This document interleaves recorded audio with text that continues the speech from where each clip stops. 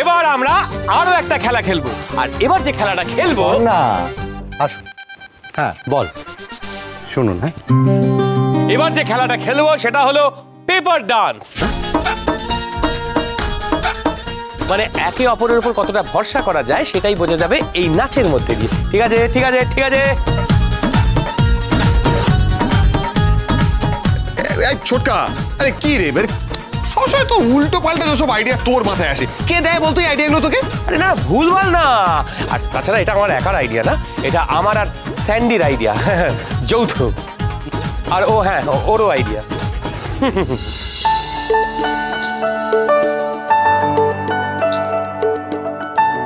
Paper dance বলছে, দারুণ মজা হবে, বলুন। আপনি যে কি বলেন না। আচ্ছা, নিয়মগুলো জেনে নিতাম। হ্যাঁ হ্যাঁ, বলতো নিয়ম, শোন না, নিয়মগুলো কি বল? এই ভ্যাবলা চরণটা আবার কোথায় গেল? আশ্চর্য। বলছি পেপার ডান্স এই রুলসগুলো একটু বলে দেবেন, জানি না তো কিভাবে খেলে। তেমন কিছু নয়, ওই একটা কাগজ দেওয়া থাকবে, ওই কাগজের ভেতরে দুজনকে নাচতে হবে আর কি। মানে একটা নির্দিষ্ট সময়ের জন্য একটা মিউজিক চালানো হবে, ওই কাগজের ভেতরে নাচতে হবে, তারপর আবার মিউজিকটাকে বন্ধ করে দেওয়া হবে। আর বন্ধ করে দেওয়ার পর পেপারটাকে আবার ফোল্ড করা হবে, তারপর ওইটুকু পেপারের মধ্যে নাচতে হবে। মানে যার পা বেরোবে তারা আউট। ও, কাগজের উপর খেলবেন? পেপারের উপর নাচ চেষ্টা করতে পারি। পাচক মশাই কাজে দিয়েছে মনে হচ্ছে বুদ্ধিগুলো। দেবে না মানে? কার প্ল্যান দেখতে হবে না? মানে ছোটকার প্ল্যান হলেও আমিও ইনভলভ আছি ওর মধ্যে। তবে শোন, তুই কিন্তু এই খাচ্ছি কিন্তু গিলছিনার মতো পেপার ডান্স করতে আসিস না, কিন্তু ওখানে গিয়ে নড়ছি কিন্তু নাচছি না, এটা করলে পরে কিন্তু হবে না। ধপাস করে পড়ে যাস না ওখানে গিয়ে আবার।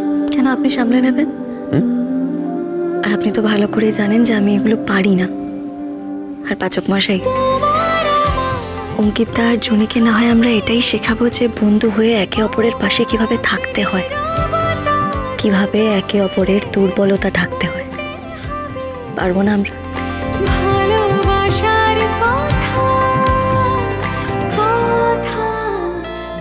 আমি তো সবসময় চাই তুই জিতে যা। কথা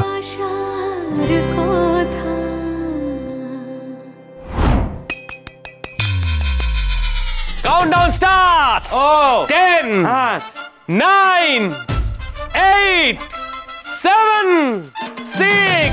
শুনুন না, যাই হয়ে যাক না কেন, কাগজের বাইরে আপনি পা বের করবেন না প্লিজ।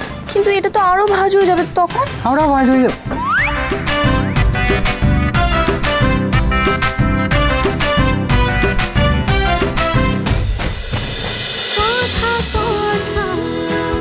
কথা সোম থেকে রবি প্রতিদিন সন্ধ্যে ৭টায় স্টার জলসায় ও ডিজনি প্লাস হটস্টারে।